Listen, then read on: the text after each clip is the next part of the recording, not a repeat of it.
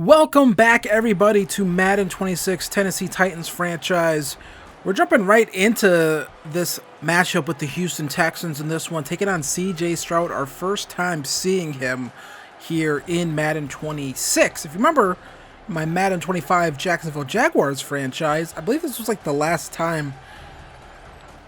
This was the last Jaguars franchise that we'd played, was against the Texans. And so we've had a really good start to the season. The Texans, not as much, so they're probably trying to get things back on track themselves, get back into contention, and just try to, you don't want to start the season 1-3, I suppose, if you're the Texans. But they take a deep shot here on 3rd and 7, and we break that one up. It was in the hands of the receiver, and L'Jarius Sneed able to break that one up. So Cam Ward going to get out here to start. -1 passing yards, negative passing touchdowns, and negative rushing yards last season, which is very peculiar for a guy who didn't play in the NFL last year. I don't get that glitch, but we find Kamara DK there. And we're going to be a handoff here to Tony Pollard. Picking up some nice yardage on the run. Feels like the run game starting to find its way here. So we come back here, 2nd and 2. Another handoff here to Pollard. Picks up the first down, gets us all the way down to the 30. So Pollard, after a slow start, I believe the first, week or so of the season, starting to really find it here, I think. So we make an audible here. We're going to find Calvin Ridley wide open right there, able to beat his man right on the break. And there we go. Touchdown, Titans. We take an early 7-0 lead here. And just like that, I mean, Ridley has been pretty good for us, honestly. And able to just beat the defensive back right there. Ball maybe a little high, but I feel like he didn't actually have to jump for that. I don't know why that's a thing in Madden, but either way, Joe Mixon, and he's going to get some blocks, and he is going to run all the way down to the 45 right there. We're going to give up some now and then. That's kind of this defense right now. We give up some, but then we're able to get a sack right here on CJ STROUD. Ball comes out, and it looks like we might have ourselves a fumble, but I was pretty skeptical of it. It was definitely one of those fumbles where it's very clear the ball popped out after CJ STROUD hit the ground, so there would be a booth review of that fumble, and it would be pretty clear that this was not a fumble. It was a sack, though, so that's pretty good, but that was not a fumble. STROUD hit the ground, then the ball popped free. So that is a pretty simple fix for them. But the Texans, what's not a simple fix is they are still sitting here at 3rd and 15. So we're going to send Mixon in motion. 5 seconds left to go here on the play clock. And we can't get anything. We have all day here, so I just run into covers with Jeffrey Simmons. And there's only so much I can do, honestly. I mean, we held them for so long there. I felt someone would get home to STROUD after we couldn't get it with Simmons. So we're going to take a few more plays here, and that's going to be just a first down right there. And so they are doing a pretty good job right here now, trying to get back into this, and they're going to hit their man right there, and they're going to tie this ball game up right there. 7-7, Nico Collins with the catch as my phone goes off, because of course it does. Either way, STROUD, simple throw right there on the slant, able to find his man. And coverage was pretty decent, honestly. So we come back here, still the first quarter, and I see them pressing Calvin Ridley again. I was like, there's no way they make the same mistake twice. They make the same mistake twice. Calvin Ridley going to catch this one, and Calvin Ridley is going to be gone. What a few weeks he has had so far here in Titans franchise. Just absolutely taking it to defenses right now. And that is just beautiful stuff. I mean, just wide open. And this would basically be the last time they would press him on the outside like this. So they basically said, okay, stop doing that. Tried pressing him twice, and it failed both times. So STROUD here has a lot of time to throw, able to just kind of find guys underneath. So that's kind of what I like about STROUD. Able to just kind of take what we're giving them, and we're not trying to let them get over the top of us. So you're going to have to dink and dunk your way down the field against us, and they had to punt there. So 3rd and 6 here for us, and we're going to throw this one to Kamara DK. DK gonna get a hit right there. No one has corrected me of whether or not I'm pronouncing his name wrong, so I'm going to assume it's DK. That seems right. So Ward now gonna get sacked. 3rd and 20. We got stuck in one of those animations where like you can't move for whatever reason, like your feet get stumbled. I don't know what that is. I guess it's supposed to add realism to the game. I question that. But either way, we come back, screenplay, gain an extra 8 yards. We could have gained a little bit more. I would have considered going for it, but did not gain enough to make that a worthwhile attempt. And then they're going to pick up the first down right there. So far, they have more first downs than us despite trailing. So 3rd and 9 here, though. And Stroud navigating the pocket. Going to find this one underneath to, I believe that might have been Mixon. I can't tell by the jersey. But they decided to go for it. 4th and 3 here. I like this call. But then Stroud makes a decent decision right there. But that's going to be intercepted by Imani Hooker, who is way slower than CJ Stroud for some reason. That's a carryover from the past few Maddens where on interception returns and things like that, you're slower than the CPU by like a real significant margin. It's really annoying. I can't complain about this interception, though, because it looked like that was in the hands of the receiver, and then it just got dislodged. So 3rd and 11. We're going to find a quick strike here to Ridley. Now, I get not wanting to press him after the 2 touchdowns, but maybe you want to put someone on him anyways still. They don't do that. They give up the first down there. We come back. Big shot right there by number 0. Is that the guy that injured Trevor Lawrence and claimed he wasn't a dirty player? I don't know. Either way, we're going to find Ridley again, get dragged down, pick up the first down. 5 catches, 142 yards so far in the game for Calvin Ridley. Come back 3rd and 9. Going to find Ridley again. Is this going to be touchdown number 3? He's going to be 2 yards short. We're going to go hurry up here. And I like the way this defense looks for running the football. We're going to call it inside zone here, audible to it. And yeah, just open right there. Just able to walk right into the end zone as Tony Pollard. Then no one wants to celebrate with him. So that's kind of sucks for him. But we go into halftime leading 21-7. Take a look here at the halftime report, see what's going on around the rest of the league, and, Seahawks, Cardinals. I do wish these would be more kind of based on my, that's a nice play, kind of based on my divisional matchups. I mean, I kind of would like to see what the Colts are up to, kind of see what the Jaguars are up to and more of these. We have seen highlights from them, but I think the majority of the highlights should be those games.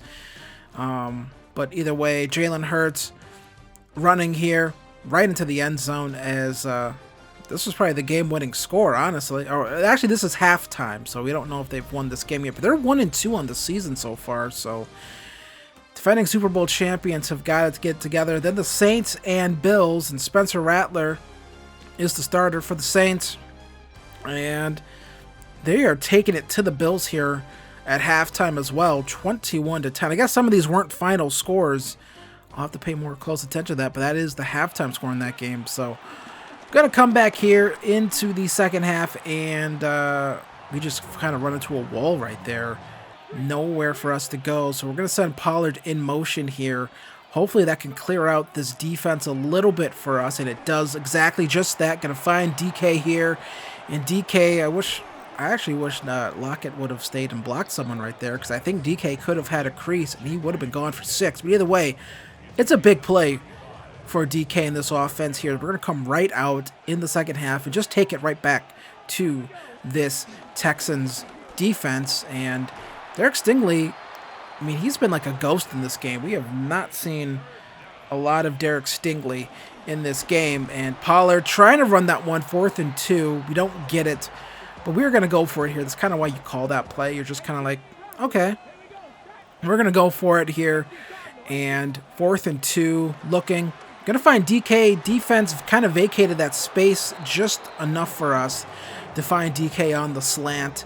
And we'll pick up the first down. Now we're going to come back, handoff here to Pollard. Pollard going to run this one into the end zone. Not as easy as the first one, but still a touchdown nonetheless. And the blowout is on here in Houston as the Texans just kind of carrying over that slump they had last season into this season. Not sure what's going on here, but CJ Stroud going to find Mixon and he's going to get dragged down. And again, Stroud just not able to really find a lot of these guys deeper down the field. Well, he finally does, but again, we're not letting them get over the top of us. I think that's kind of the really important thing. I don't want them getting over the top of us. Try to just play coverage and, try to get some good hits in on guys. That was a good hit on that dude. I want to hit CJ Stroud more. Nothing against CJ Stroud. It's just I want to get after the quarterback and kind of make them dink and dunk, which is kind of what they're doing here. Now they're having a little bit of success here. Tank Dell able to just pick up the first down right there. Then going to find Tank Dell again, picking up that first down. And so now Tank Dell starting to get going. Fourth quarter now. Stroud, shotgun formation, one to his left side.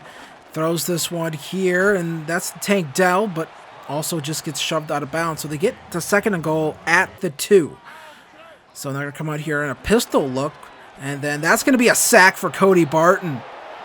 I decided to send Barton on the blitz. I figured it was going to be a run play, but it was actually maybe the worst thing possible. It was a play-action play, so I took just a little bit extra time, allowed Barton to get there. They run a screen play, probably trying to pick some of that yardage back up, so they couldn't really do that. 4th and goal now.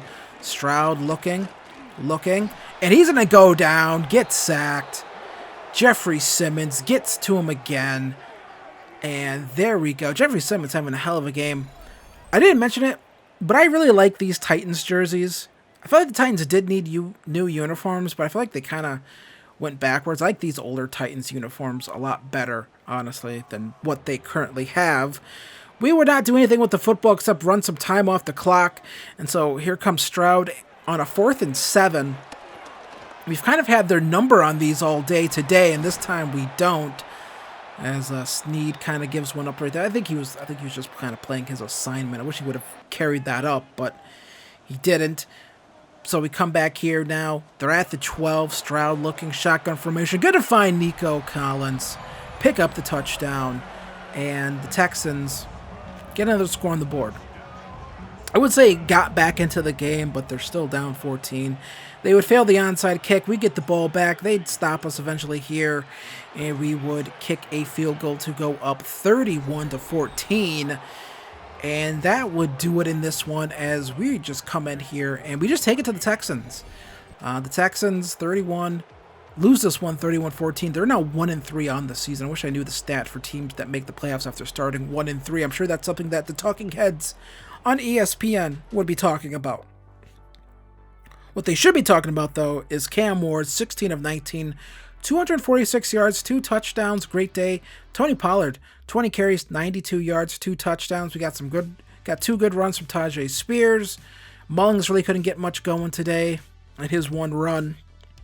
I want to try to get this backfield more split in terms of carries. I think that'd be good for us. But Calvin Ridley, 6 receptions, 165 yards, 2 touchdowns. Kamara DK, 5 receptions, 66 yards. Tony Pollard, 3 receptions, 3 yards. Not much else from anyone else. We just kind of needed that offense from Calvin Ridley. Just those 6 receptions is kind of all we needed in this game to beat this Houston Texans team.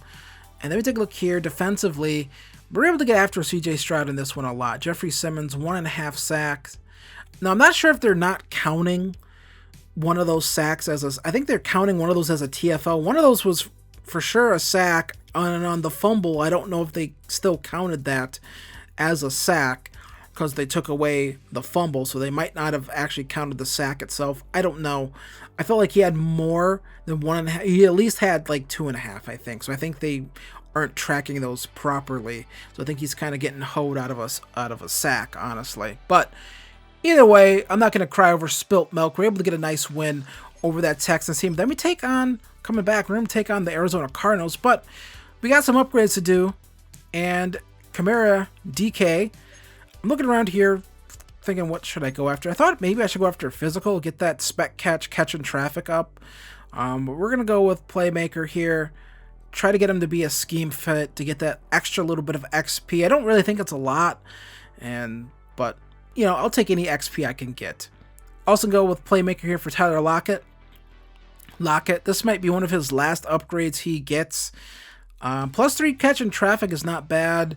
+1 release, +1 spec catch, so that's not too bad. And then Gunnar Helm, our third tight end, that plays sparingly.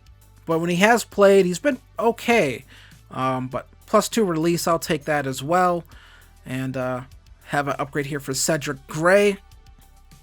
And just going to go with pass coverage on this one, honestly. I don't think there's any reason to kind of try to get cute with it. +2 play rec is really good. Play rec is such an important defensive stat for like basically every player. So it's good to get those play rec upgrades when you can get them. Julius Wood, we would just have the CPU upgrade him. So when we come back, we're going to be taking on the Arizona Cardinals. They are also 1-3 on the season.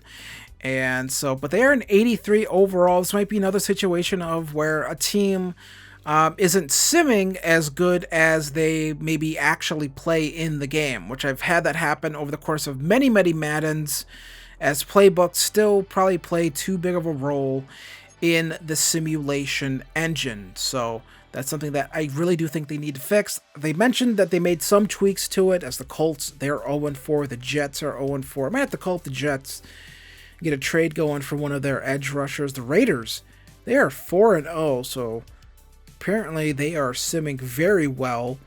The Bengals and Ravens look good. The Bills getting things kind of back going 2-2, with the Patriots there at 3-1. So here we go. We're now starting to get into that real stretch where these standings really do matter. So it really says who you are at this point.